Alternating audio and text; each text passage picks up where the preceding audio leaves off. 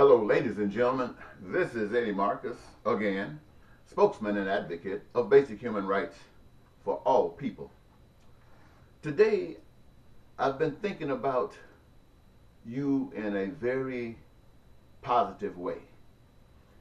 And I'm thinking about all of the times that I've provided videos or pamphlets or brochures or booklets expressing a message that I have to share with you in hopes that it would lead us faster and more to the path of peace and prosperity and joy as a people. And today, for some strange reason, I feel that it would be essential that I maybe just shared with you a part of my story. That maybe doing so, you could identify with it, and it might be just a pill that we could swallow. You see, here's what happens that allows me to do what I do. You know, as a kid, I grew up in the church with old people. See, when I was born, my mother was about 14, and we were living in the South on some plantation. And being that young, my mother could not care for me, and though she lived with her mother at that time, who had children the same age as I, or even younger, so she was not able. But her mom, my grandparents, no, my great grandparents, their kids were grown, and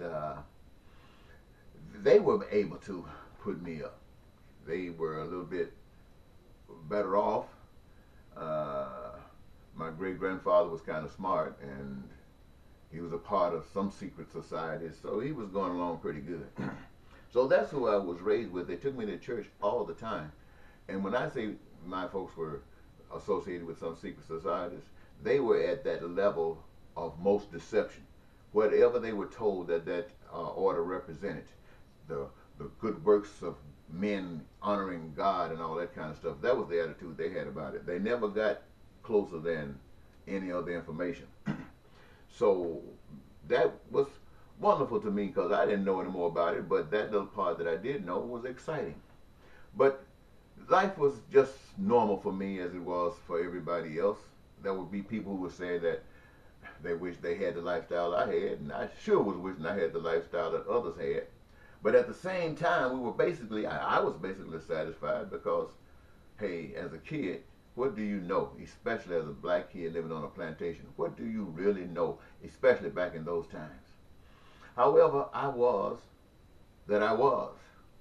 And to just jump ahead a little bit in the story of life, I always believed that in God. And when I say believed, that means I didn't know for a fact. I had heard my folks talk about it, and I had listened to them while they read it in a book, and I'd gone to church and I'd heard these different stories, talked, and so on and so forth. So naturally, I just accepted the fact that there was a God that was good and great, a God who had done great things, but during the times weren't doing too much because hell was taking over. And so as I grew in life, I used to, as boys do, I remember being introduced to sex in the sense that one day my my great grandmother that was caring for me also started caring for a few other of my grandmother's children. In fact, two girls and another guy. And this was because my grandmother and the situations of life would not permit her to do otherwise. So my uncle, I think if I'm about 6 or 7 months older than he is, but he ran into the house one day when we were kids, and he says, "Eddie B," that's what they called me back in that day. He said, "Come out to the smokehouse. I want to show you something." Now the smokehouse is a place where people store their stuff, and when they kill hogs and take those hams and salt them down, they would leave them out in the smokehouse to cure. So we went out in the smokehouse. He said, and he told me, take your wee wee out and do it like this. Now I didn't know what he was talking about, but he just said, "Do it, take it and do it." And so naturally, we're kids, so we do what somebody say do. And we were trying it, and all of a sudden, things started happening. And to make a long story short, an explosion arose there and introduced me to a different way of life that you can bet every night I went to bed, I was visiting that place. And that was a way of experimenting something that you had never experienced before. Didn't mean that it didn't exist. It meant that I was not aware of it, but I was made aware of it. I was introduced to it. I experimented with it, and it was something that was gracious. And while we don't talk about it that much in the context of just social conversation, it was for me. And so life had introduced me to that. Now we go on to a different situation.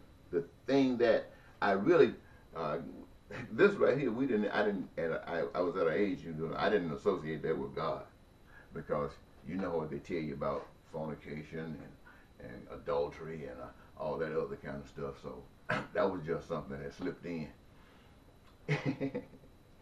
Anyway, ladies and gentlemen, let me show you what my personality is. We didn't have swimming pools. We had to go to lakes, a brook, a place where it was deep enough for people to swim. And usually it was a lake. And the lake is people fishing. There are certain spots where people would go and swim. Some areas you would ring out, which would be kind of up to your knees or a little bit above your knees. This is where you would learn how to dog paddle. Dog paddling, where you learn how to kick and do this kind of stuff like a dog and stay above the water, preparing you for that day when you got to learn how to go outside into the deep. And so I thought one day, though I had never gone into the deep, never been in water deep enough to stroke, really go out and stroke, I still was doing this here. But I believed that I could stroke, and I believed I could stroke well enough to get across that lake, not just out there anywhere everybody swim and have fun and then come back. I could swim across it. So I wanted to do that with the big boys, the guys who could swim. But my personality, my brain had a problem. It told me that what I should do so I wouldn't be embarrassed if I, like going out there one day after school and trying to go out there with them and not being able to do it. If people laugh at you, make jokes with you, try, well, maybe not everybody, but this is what I thought would happen to me. And so my plan was to go out there one day when no one was out there, no big boys, and do it. And when the big boys come, then they would either see me out there and wonder how this happened, or they would be surprised at it and glad for me, or I would have come back and go out there with them, never on an inner tube, just doing it. And I went out there one day. They weren't there. And I had convinced myself that I could do it. Nobody out there to save me or go get anybody if anything happened to me. And so what I did, I took off with my dog paddle, dog paddle, boom, boom, boom, boom, boom. And I started going out there in the lake, getting on out there in the lake, getting on out there in the lake, getting on out there in the lake. And the further I got, I started stretching my dog paddles, just stretching them, boom, boom, boom. After a while, I'm going to be stroking. As I got maybe about a third of the way out there, I looked down the lake and up the lake. And one of those ways I looked, I saw a tree trunk sticking up out of the lake. And on that lake was a snake. I later found out it was a water moccasin, but it was a snake to me, and they're all the same, dangerous. And so I screamed. I screamed like people would say now, like a lady. And it was loud. And the snake turned his head and looked at me and dropped in the water. Oh my. You can bet I was stretching it, boy. I was stretching. No, let me back it up. I wasn't really stretching. All I saw was water splash. Blop, blop, blop, blop, blop. And then I realized I wasn't going into place, So I calmed down a little bit. And I guess I really started stroking. Because in a little while, I got to the bank. And I climbed myself out of the bank. And as I did that, this snake came right up under where I was, went over to the side in water that was much more shallow, curved up, and just stared at me. as I ran up that hill, getting out of that lakefront naked. I had my clothes in my hand, but I never swam in a lake since then. Now, you know, some people might say, well, you were bold enough. You had enough confidence. You were positive in that it's in you. And if you just feel that way, you can do the things that you believe you can do. You know, like sometimes you're in a dream and in your dream, you can fly. You don't have any hang-ups about it. You can stand on the street, and if flying means just turning loose like you falling to the floor or ground and just making the right moves and start flying, and you know, you can do that in a dream. And people do. I've done it, and I'm sure many of you have. Just flying, you know, falling off a building sideways. You don't worry about whether you're going to hit the ground. You're confident. You're assured that you're going to be able to do it. And so some people say, that's what I was at that moment in time, assured that I could do it, and that snake kind of proved it to me and let me know that I could do it pretty fast. And I kind of accepted that for a while. Then as I got a little older and some other things happened, I kind of believed, well, let me tell you one more testimony to this effect, because you see where I'm going with that part. Being in the South, living on plantations, or not, the way you made income, always very cheap, was to chop cotton and pick cotton. This was a chopping cotton season. And I was out in the fields with the rest of us, relatives and others, and I'm chopping. And ladies and gentlemen, sisters and brothers, all of a sudden, the hairs on the back of my neck stood up. I was so overcome with fear, I could not move. Some people say that was instinct. I don't know what it was, but I could not move. As I stood there momentarily, I think the fear began to subside, and I started to continue my movement. But at this moment, at this particular moment, the fear hit me in such a way that it turned me, it took the hoe that I was working with, it snatched it out of my hand, turned me around, and popped me in such a way I started running and screaming. And people were asking, Eddie B, what's wrong with you? All I could say is I didn't know. But I ran to a distance that the calm came back. And having the calm, I wanted to go back and investigate. What was it that I was so afraid of? And as I went back, watching and peeping, I saw my hoe.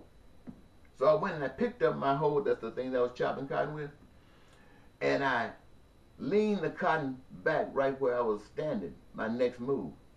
In there, ladies and gentlemen, off the ground, up between the cotton stalks, ready for my next step, was a great big snake. At the time, I just knew it was a snake, and you know what I think about a snake. I found out later that this was a cottonmouth moccasin. A cottonmouth. Well, I tell you, I might have been able to explain the lake thing as just wheel.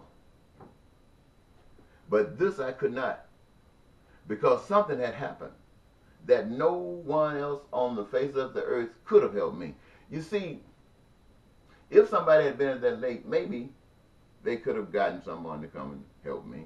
Or maybe they could have been able to help me themselves. They weren't there, so really they couldn't.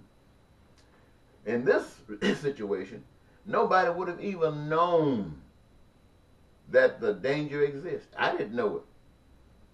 So this whole process evolved from that action that I took and the response from something other than human. I could not identify with my senses, but I was recipient of the evidence. And I saw that this was love. Why did I see this love? Because I didn't want anything to happen to me. I didn't want to get bitten by a snake, wondering if I was going to die. Being out in the country, no cars out there, and back in those days, probably wouldn't have gotten a chance to get to the doctor or anything. I didn't want to go through that. So for something to help prevent that. If it had been a person, I would have said, I love you, you saved my life, but it wasn't a person. It was something that I couldn't. If I told you the truth, I could say it was just something that I can say spirit. But in the context of what it done, what it did, in relationship to what I had been taught, I associated it to God. Now somebody might say, well, those angels protect. I don't care what it was. It was the result of a cause. And as far as I'm concerned, that cause was God. So, but all of these things, ladies and gentlemen, weren't done to call me to the service of God at this time. These were post notes, postscripts to remind me. When because sometimes you forget things, especially when you're young, you get old, you forget a lot of things. But these things you won't ever forget. They are always there to remind you. And today I say, as you're living in a world that has denied God and don't care about God, and the God that they have chosen in place of God is money and all this kind of stuff, I got something to remind me back when I was in that lake, back when I was in that cotton field. So it could help to snap me back to reality, to the truth. Gives me the ability to come to you and talk about the truth. But anyway, ladies and gentlemen, just like most of us, my life went straight on forward. And I was blessed in other ways. And I'm not going to try to explain all of the ways because my whole life has truly been a blessing. But I want to say to you that the conduct that people have with one another, you would think that for two people to say that they are in love and they desire each other enough to spend their entire life with, they come together and they don't just want to accept that amongst themselves. They want to take it public, invite other folks to hear them say these things to one another, and do it in an environment that we can associate with God. And you take these vows, and I hope you mean them. The world will know if you mean them, and you will know. But if you don't, the world will know, and you will know. Well, that happened to me. Being married and experiencing things of life, what we have assumed brings us pleasure, that gives us joy, that we do. And if you were doing it before you got married, and chances are you were doing it after you got married. For me, I'm not speaking about you or anybody else. But from that time that I was introduced to sex, it was something that I loved. And every time I got a chance to get it, I got it. And so being married didn't stop it. I mean, I had a wife, but there were other women out there that my mind told me, look how good that is. God is great. And there was nothing inside of me saying, thou should not commit adultery. Thou should not fornicate. And if it were, it was weak because it was overpowered. And so that was a life. But somewhere down in those years, something started working within me. I think about those great-grandparents that raised me. And I'm thinking now, what would they think about the kind of guy I am? I mean, I had good jobs, married, I'm going out dressing in three-piece suits and driving nice cars and got a beautiful wife and little money in my pocket, little bit in the bank. But I'm living it. I'm getting the beautiful girls. And then you get to the point where one or two girls are not enough. You want them all together at the same time. I'm thinking, whoa, this is something that's happening, because that just didn't seem like it was right. But it was fun. However, that is the thought that brought me to my grandparents. What would they think of me now? And then after thinking that, then I started thinking about God. And then I started thinking about what made me look at God different than I saw people going to church. Because to me, people go to church was going out of routine, tradition. I didn't see the things that was talked about in the Bible expressed by people in any context to give it something special. But I'm thinking about this now. So I'm looking at living in Chicago, you know, the city of Chicago, all of the things that's going on, the crime, the violence, the poverty, and I'm now beginning to focus on it. And I'm beginning to think about this God and how this God, the Spirit, that working that we can't see outside of the action complete. And so I'm thinking, what would it be like if it had control? I knew it didn't have control. We got the government, we got democracy, we got capitalism, we got Republicans and Democrats, and we got all the hate groups and all these other things as a result of the choices that we have made instead of the ones that would lead to peace and the prosperity and the joy.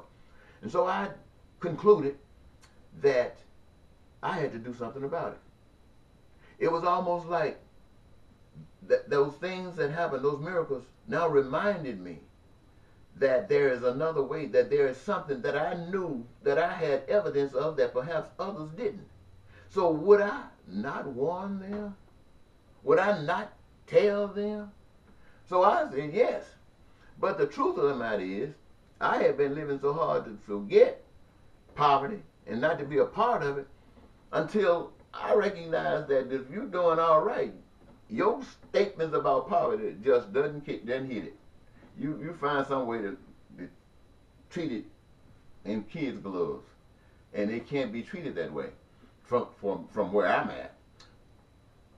So I decided to let the nice jobs go, the prestigious jobs go, and started working in a storefront, washing windows. Oh, it was a great big step down. But I felt comfortable, ladies and gentlemen. Now my wife, she's up there too, status person. And that was where she was comfortable at. And the idea that I had decided to drop to this level just didn't fit with her aspirations. And so she decided that she wanted to end this. And I didn't want it to, but you know, you don't try to stay with some, you know, they don't want you, you know, okay. So I accepted the fact, but I thought it brought to me an understanding how important material things were. Now, by me trying to help people who don't have anything, and she trying to say, help us, it would seem like those material things were the most important of things. And so when I looked at her, one who was so personal to me, one that I loved so dearly, that she wanted material things, and I couldn't give her material things now because my commitment had changed. So the best thing I could do was, they had just had the hostages hijacked in Iran, yes, and Jimmy Carter was trying to get them back. I decided to volunteer for the Navy, to be over there in the Persian Gulf. So if stuff broke loose, I could possibly be killed instead of somebody else.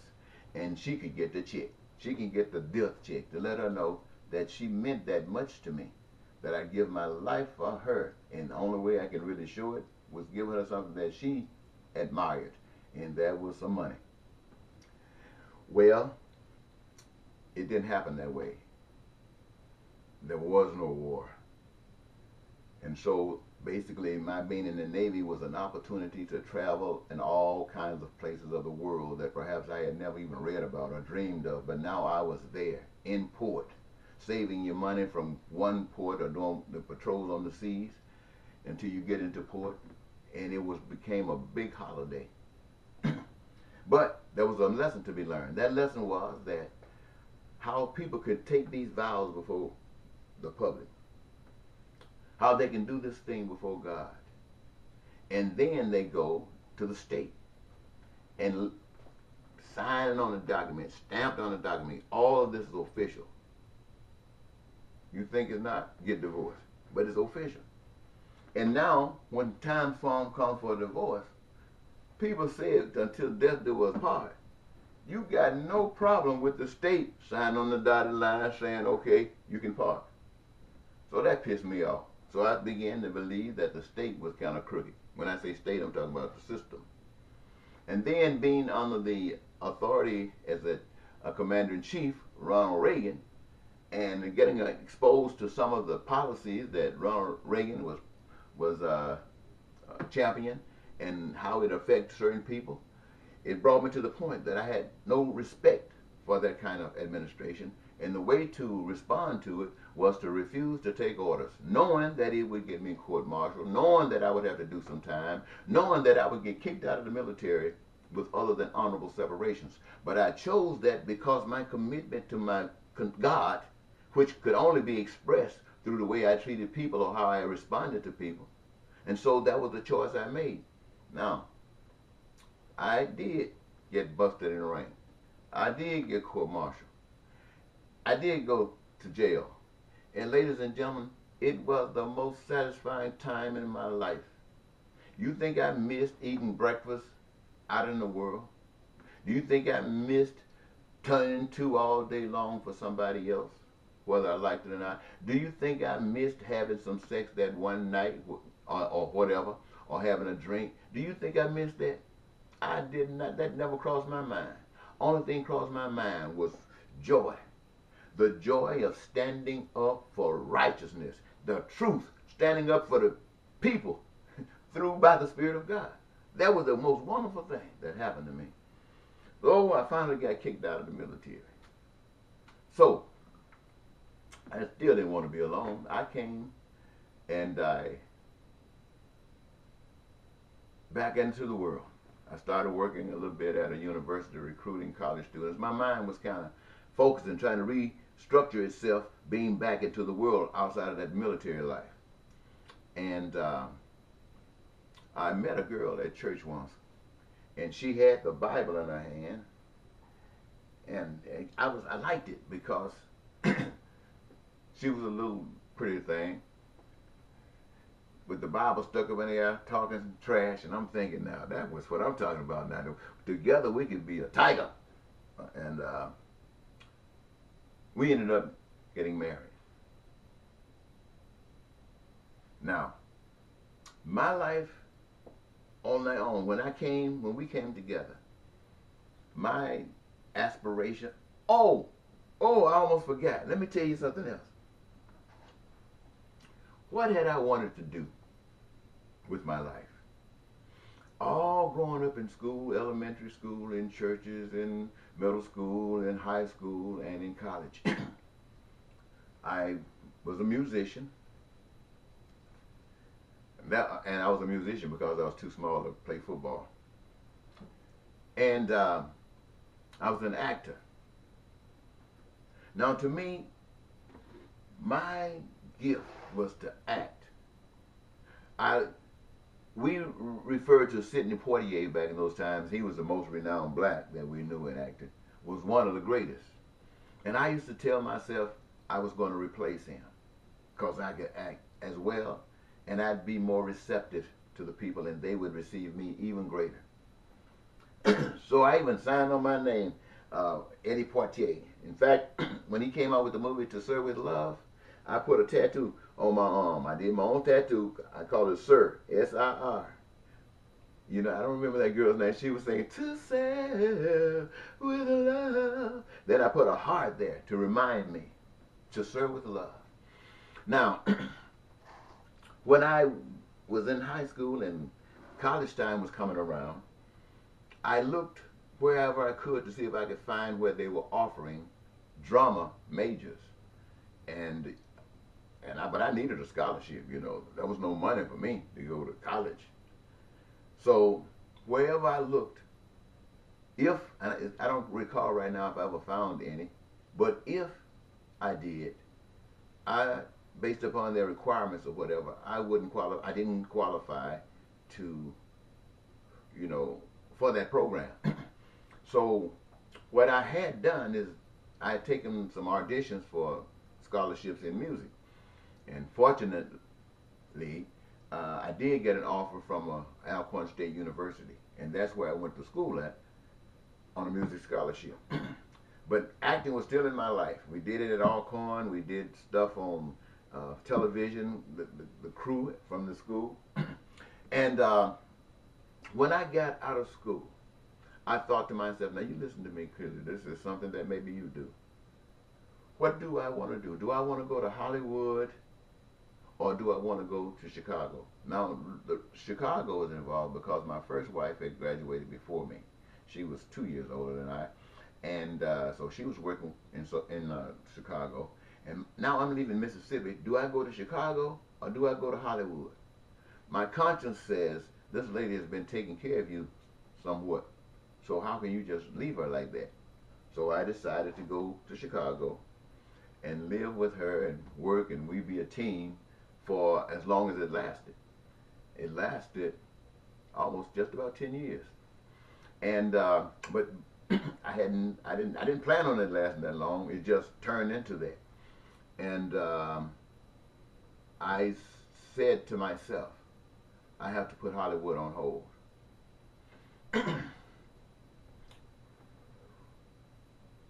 When I made that decision, I had said, I don't really know when it was, but there was a time, either then, it had to be somewhere between college and my getting a divorce. I had said, what is the greatest stage? I thought about MGM and I thought about all these Republic and all these other studios and stuff. I said, where is the biggest stage? And something in my mind said that the biggest stage is the earth. It is the world. That's the biggest stage. And I'm thinking about, well, what role could I play on a stage like that? And then it came to me, what is the message that is to be given in this? What is the most important message? And the most important message to me is that the people experience peace and prosperity and joy in their lives. And that these clutches that chains them and keep them bound to hate and create all this crime and violence be got away with. That was the move. And it says, okay, you play that role. You go out and you change the world. Change the world. Just like that. So that tells me when I was in that situation before the court martial, or that leading up to that, that was being benefited. That was showing me that for a moment now, I'm on the proper path. I'm getting a reward that everybody else out here seems to seek, but they can never find. They can't find it with money. They can't find it in relationships. But here I am locked up, and I got it. Felt like a king. Felt like I was on top of the world. Hey! But anyway, now, let me go back up to where I was in the front, a moment ago. So here I am now, and I got the second wife. Now I'm still trying to get this message. I'm growing closer and closer to deeper truths. And it's easier to say it. I got radio programs, The Moment of Truth, Love Ministry 1, The Moment of Truth another, Life of Paradise on Earth Unlimited another. I got cable, I'm booksin', I'm trying, and I'm traveling on faith, walking through states, telling them about it, trying to so. And ladies and gentlemen, what was the positive effect of these activities? I'll tell you, I was growing. I was getting more built to understand how people are. People don't know this. People have been so indoctrinated, they don't believe that life can be like that. And if it can be, they have been taught to accept the fact that it could only happen on the other side of life. So I began to think that maybe I had to do harsher things to try to get attention, to let people know that this is really true. I would stake my life on it. I came back living in Minnesota, not having ran for the office of governor of the state, having ran at least twice for president of the United States, ended up had to run as a write-in because nobody else was interested. And having done all of these things, and still champion the same thing I've been championing to you right now since you've been listening to me. Went nowhere. So I made a decision to commit crime. I took some money from my employer. Now they call it, they say that swindled it. I don't know what they meant when they said that. I took the money, did what I wanted with it, gave it away. Who did I give it to? I gave it to people who were behind in their rent. I paid their rent. I gave it to dope dealers who was on the corner selling. I gave it to some prostitutes who were on the streets trying to get some money to buy crack. And not only that, I was not discovered. I went and told the boss. When asked why, I gave him the answer, and it was to be arrested. And when he tried to talk me out of being arrested, I would not allow it, and so I was arrested. And why did I want this? I wanted to go into that courtroom and state for the record exactly what I've stated here with you. I wanted to be in the record. I didn't want anybody to come back and say my life came through and I didn't do anything, that I didn't try. So the record will indicate that Eddie Marcus tried. And he made sure that you got this message by putting his freedom at jeopardy and going serving time. So you wouldn't have to say, I'm trying to con you. I'm sacrificing for you. I'm not trying to con you, but it seems every time the people go for the con. Wonder why? Because they were trained not to accept truth. Now, is there another message that I want to lead to there? Yes. And what is that message? That message is this.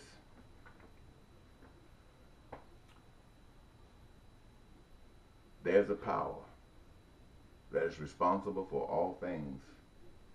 And that power allows people, human beings, to be responsible or not by giving them choice. Choice to make the decisions that is best for them. Because it is through what you learn from your activities that you grow. And having made mistakes and recognizing them and accepting them, you grow. But just moving the mistakes from your path when you're knowing that you at some point are going to run into them again, that makes sense. It's just putting off the inevitable. And so by having these choices today, I can't tell you that when you don't get what you want out of this life, don't worry about it. You will be given another chance. People teach that. I don't know if that's true. I got my own spiritual direction. My spiritual direction is this.